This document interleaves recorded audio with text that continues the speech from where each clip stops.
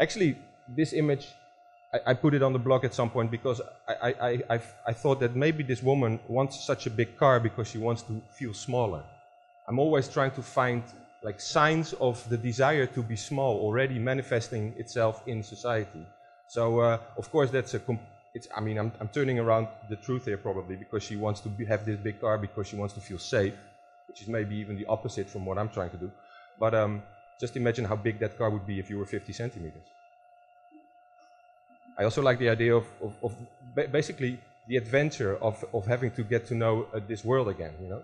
The fact that we could maybe put 10 stories in a one, 2-story house, that we would have to repurpose that space, that we have to think about it. Of course you have it a little bit, like for instance there's little people sometimes, they need to adjust their car and they have all kinds of kits for this and you have really nice specialized companies. These companies could be the Microsofts of the future, you know, because they all of a sudden they have an expertise that is very, very much wanted.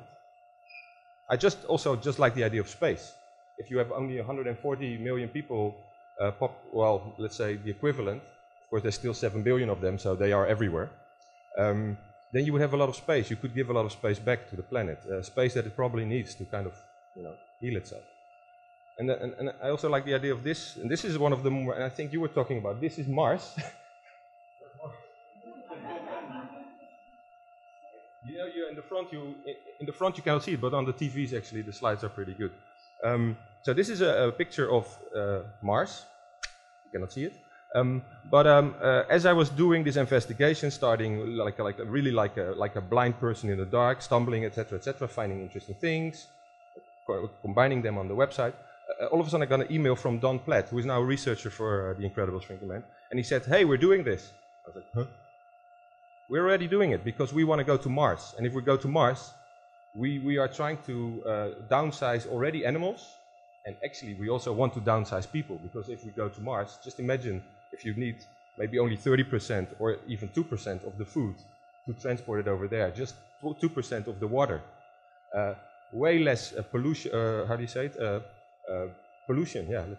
You have to go to the toilet, etc. Just imagine if you take that very long trip to Mars, we have to be small. So actually at NASA and at the Florida Institute of Space Technology, they're already investigating this. And he sent me a very thick report of which I took some very interesting information about signs of shrinkage that they already saw in society. I will talk about one very interesting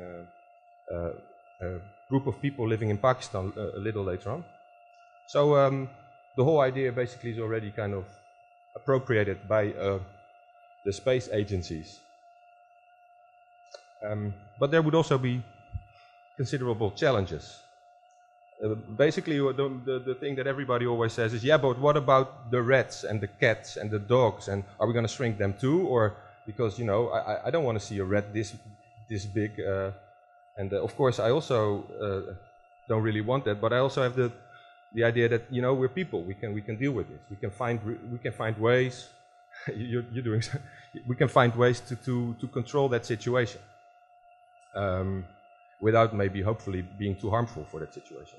Other things are a bit more tricky, like a hailstorm. How would you survive a hailstorm when you're only 50 centimeters? I don't know that one yet.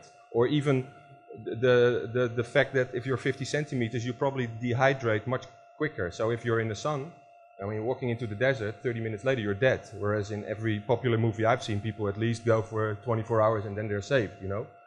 We have a much shorter window of opportunity, probably. That's I already discussed it, basically, renegotiating space, but the adventurous side of it, but also, of course, the problems. I mean, getting onto the sidewalk would be, well, you can jump higher, so, you know, there you go. One thing that is very tricky is, okay, if we get this small, and the head is this small, I mean, really, like this, what about brain capacity? And I didn't know, I still don't know, but two things came to mind. One was singularity. At some point in the not so far future, our brain is probably going to... What? Oh shit. Well, I have a lot of things to do. The singularity. In the future, our brains will probably connect to the internet and it will all be one happy big information space. Absolute physical power is also smaller. It's a very nice image, you cannot really see it, but that's also a problem, of course. And then there's an interesting transition phase where we are small, but maybe other generations are not so small yet. So how do we deal with that? Of course, there's always this power thing going on between big people and small people. And how do we deal with that kind of tension in society? This is a very nice suggestion by Helene Klopper, who put very small nail polish on her nails. You cannot really see it. It's like a suggestion where we can maybe camouflage ourselves to look bigger or smaller and kind of grow visually at least. Can it be done? I don't know. It's an investigation. I don't know if it can be done. But let's see, culture and nature. At least in culture and in nature there are some interesting things. I mean, I'm only getting to the really interesting right now, but I'm just going to continue. So one interesting thing that I found is the Methuselah gene. That is, most people over 100 years old are very small. And that's because small people have an advantage. They get much older. And they've researched it and they found out that there's a combination of genes in these people that's different from people that don't get so old. Of course, this is interesting because here the research almost connects to a multi-billion-dollar market where people actually, they want to get older. I found an iguana who actually shrinks when the food supply is smaller, and also fish. And they actually really shrink. Their bones shrink, everything shrinks, not just their muscle, everything shrinks. And they don't really know how they do it yet. Our brain has been shrinking since the last 5,000 years. According to John Hawkes, not according to everybody, but according to John Hawkes. And he thinks that is because maybe we become specialists and we don't need to know everything anymore. Because you know how to do that, I don't need to know it, we work together, and then, because it's been going on since agricultural revolution, basically. Very interesting thing about island dwarfism is that species on islands sometimes get very big, like the bird, or they get very small, like Homo floresiensis. It's a species living on Flores.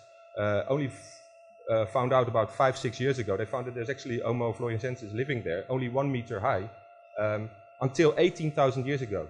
So quite interesting connection. Coming from this, I come to Homo sindiensis, which is, I made that one up. At some point I want to kind of make some proposition about how to put this research or these investigations into proposals. Homo sindiensis is based on the people that I just said, Donald Platt, the NASA guy. He put this in his report because there's in the Sindh Valley in Pakistan people living that are only 110, 120 meters, and we consider them dwarfs because of course they're small, and in a way we consider them probably even to be ill because they send a whole medical team there investigating them, measuring them, etc. But the interesting thing about them is they are perfectly proportioned. There's nothing wrong with them. They can have children, they are healthy, they're just very small. So instead of saying they are ill and what's wrong with these people, which is the science are doing that, of course, they're going to, I actually say, no, it's a new species maybe. Maybe evolution is already taking care of itself. Maybe the world feels that it's getting a bit crowded. And maybe here and there some experiments are already taking place. The only thing is we cannot see it because because we think they're sick. Because smallness connects to sickness. In the way, because we are so, how do you say it? Conditioned to, or yeah, we think tall is cool. And we cannot see that small can maybe be much cooler. It's this substance that is taking care of that smallness. Of course, I'm also doing more a cultural investigation, shrink films. A lot of these films they involve small people. A lot of them are kind of, negative, or it's dangerous, but I think I like that. I have on the website shrink literature like Alice in Wonderland, or this is a nice image from Gulliver's Travels.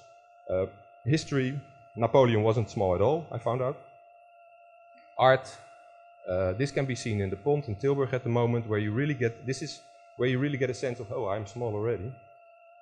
Interesting notions of prejudice. If you are 1 inch smaller in America, that means you make $800 less, just because you're smaller, not because you're less well educated or because you know less, just because you're small. And that's per inch. So just imagine, if you're 3 inches taller, you make quite a lot of money less. One other interest that I have is the connection between entertainment and small people or dwarfs, because somehow they've always managed to make a living for themselves because they were part of the entertainment business. This is a beautiful photo series of matadors from Spain, who are, of course, they are matadors, which is kind of interesting, dangerous to confess, but they're also entertaining as dwarfs. Let's see if this works. Oh, I already know what wasn't working. Oh, shit.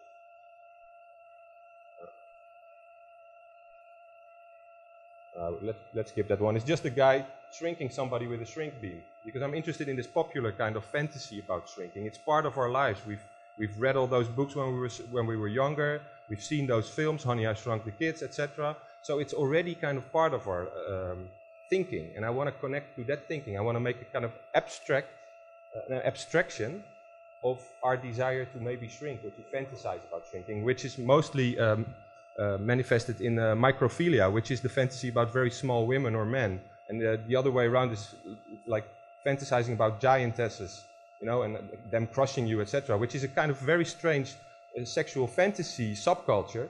But for me, that doesn't matter. I want to kind of connect to the fantasy part and look at it in a like abstract way. Yeah. And then I would like to try to, but this is, I mean, I would like to just, this is 2 minutes. If it works.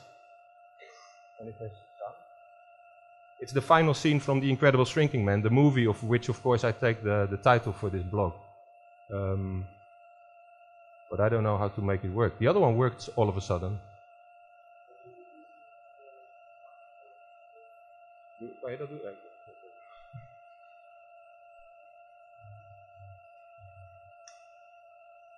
I like to show it because somehow he makes a connection between biology, culture, religion. He sees himself shrinking into oblivion, but all of a sudden the oblivion doesn't become oblivion, but it becomes being part of a bigger whole.